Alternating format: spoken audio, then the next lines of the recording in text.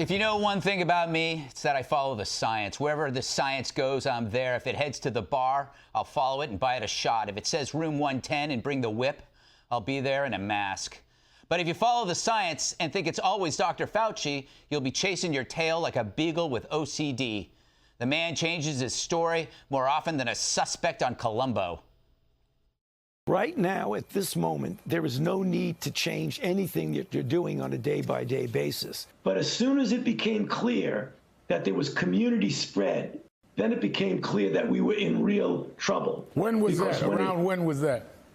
Well, that was probably towards the middle to end of January. Right now in the United States, people should not be walking around with masks. Putting a mask on yourself is more to prevent you from infecting someone else. And if everybody does that, we're each protecting each other. If one mask is good, two masks are better.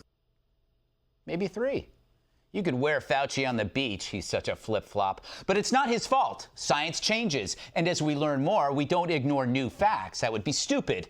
Unless you still think the Earth is flat, the dumbest lie ever made was the science is settled. And Fauci's right to say what he thinks is right for that moment. He's not blinded by science, just spotlights. It's when he looks backward and opinions replace prescriptions just to tickle the media. Reuters claimed Fauci said the pandemic arrived in the U.S. as the country was riven by political divisions, in which wearing a mask became a political statement. Says who? And maybe that could have killed more people. But that's an opinion, and it's an odd one for a doctor who made equivocation over masks an art form. You could say wear a mask all the time or take it off outdoors. You could say no to closing schools, then yes. You could say it's safe to travel, then it's not. You could say vaccines will return us to normalcy, except without the normalcy. You could say all this, because I think he kind of did. But this was a novel virus, so it's all novel to him and to us. But assigning a death count to an opinion is a bit much, especially when expert opinions change so much. The thing about COVID, it killed a lot of our loved ones, but not our memories of them or of the advice we heard, right and wrongly. Dana, judging by the impersonation I'm doing, I'm going to throw to some sound on tape by a Fox News contributor. Do you know who that is? Brit Hume? Yes, Brit Hume. We're going to throw to Brit Hume. Brit Hume has a theory on Fauci. Let's go to that. The problem, I think, with Dr. Fauci is not so much with him as it is with our failure as a society to recognize that he is an expert in a narrow field. He's an epidemiologist. His job is to fight this disease. He's not an expert in child psychology or children's education. He's not an authority on the U.S. economy and the damage that may be done to it. He's just not. It's an interesting point. He's got one lane. The problem is when he has to comment outside that lane. Well, and I think there's a law of diminishing returns that is a scientific fact, law of diminishing returns, for his media appearances.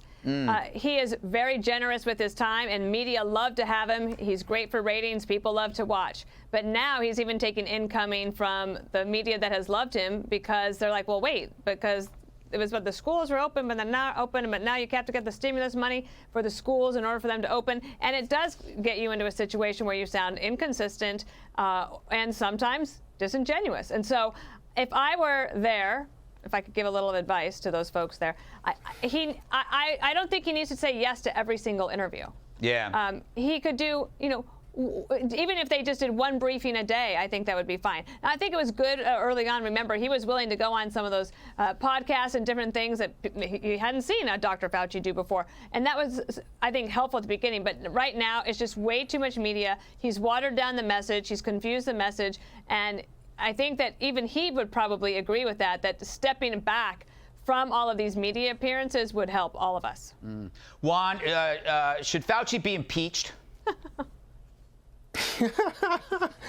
No, I got to tell you, I think actually, and just in response to Dana, I think having Fauci out there, I think the audience is still there, and I think the message is so important in terms of people getting vaccinations, giving people a sense of how much. You don't think he's in a situation now where to Greg's point, he showed it. I mean, there are inconsistencies.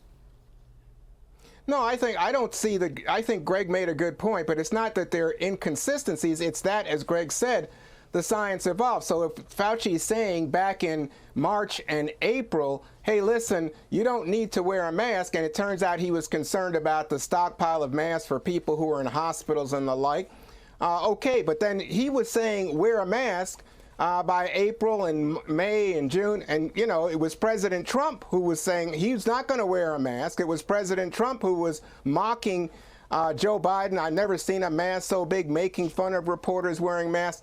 And he certainly knew by then what was going on. And what struck me today was that it's not just Dr. Fauci, it's Francis Collins, the director of the National Institute, who said, Trump politicized masks. He made it a statement of your political affiliation, a statement or a declaration about, personal freedom. What about schools? It should have what been about the opening of schools? Health.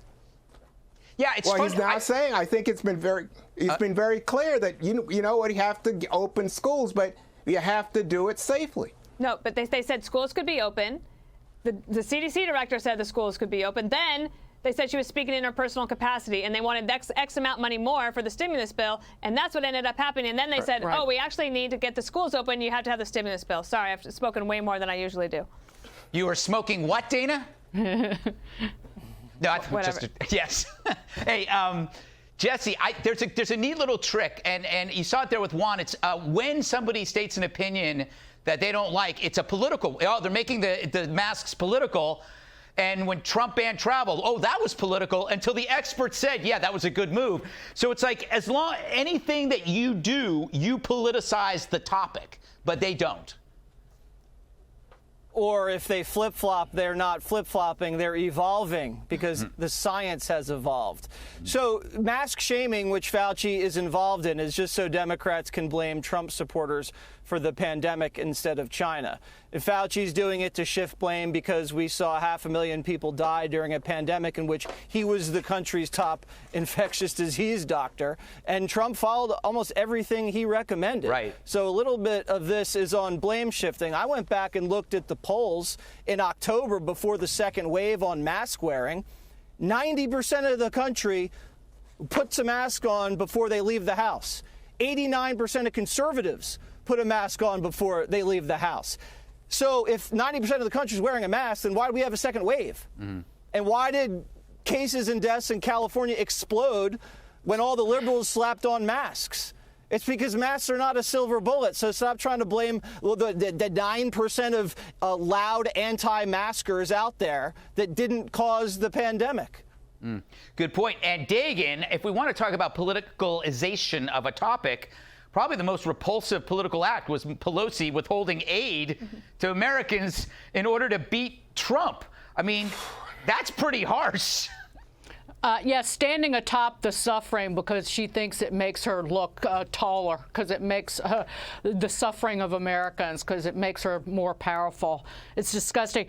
I want to pick up on Dana's point really quickly. Fauci did say that we need to pass the stimulus to open schools without mentioning that 90% or more of the $68 billion allocated last year for K through 12 schools hadn't even been spent. He didn't even mention that. So clearly, he is carrying water for the Biden administration. From the outside looking in, it looks like somebody in the administration said, hey, Tony, ease up on the good news until we pass this pork-tastic stimulus bill. Yeah. You know, go out there and scare the badoobies off of people. I just want to raise this.